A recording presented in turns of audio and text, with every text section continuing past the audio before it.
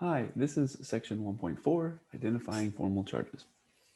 Related to the Lewis dot structures that we just drew in 1.3, one of the most important things you can learn to do regarding Lewis dot structures is to identify formal charges on atoms based on the number of electrons and bonds around the nucleus.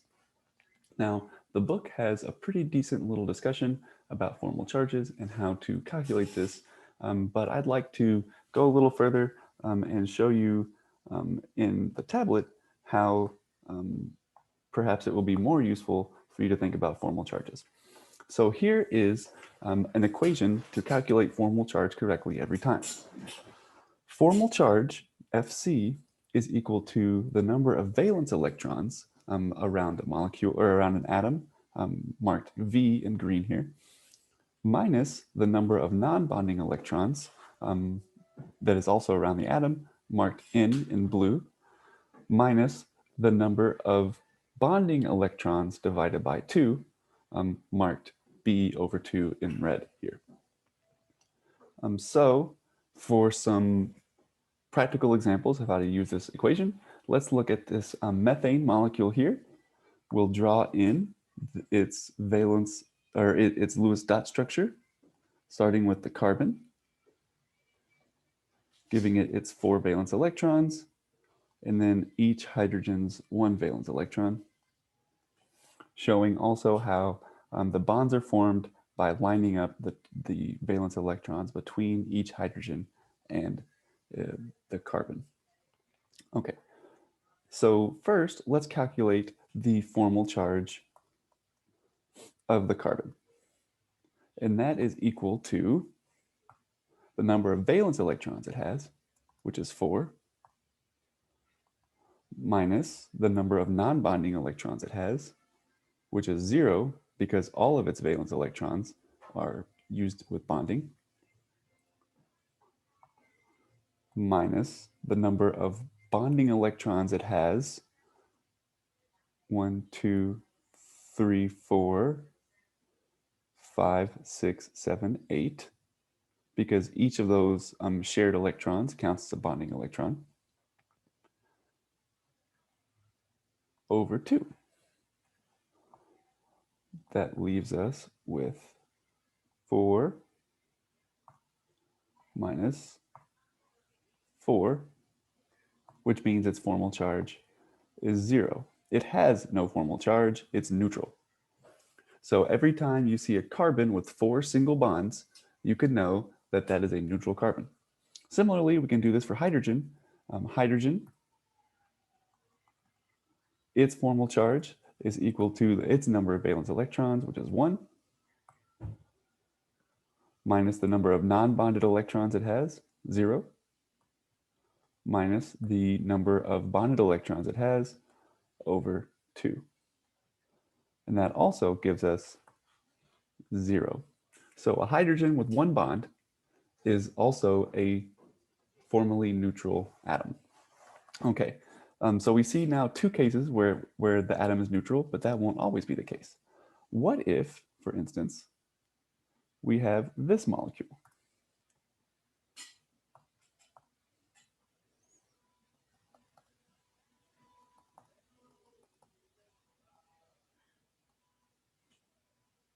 We start with putting in the carbon's electrons, and then the hydrogen's electrons.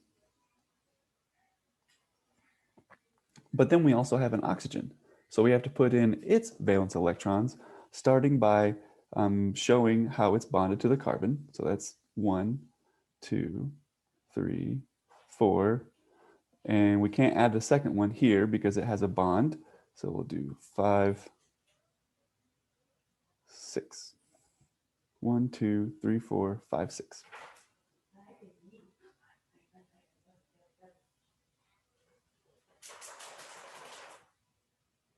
Is that right? No.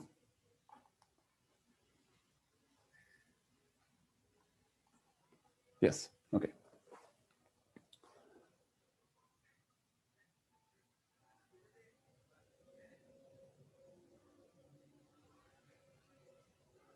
Right. So the formal charge of an oxygen is equal to its number of valence atoms, which is 6, minus the number of non-bonded electrons it has, which is 6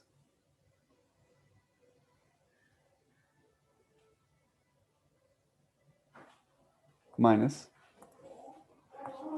the number of bonds it has, which is, or bonding electrons it has, which is 2 over 2.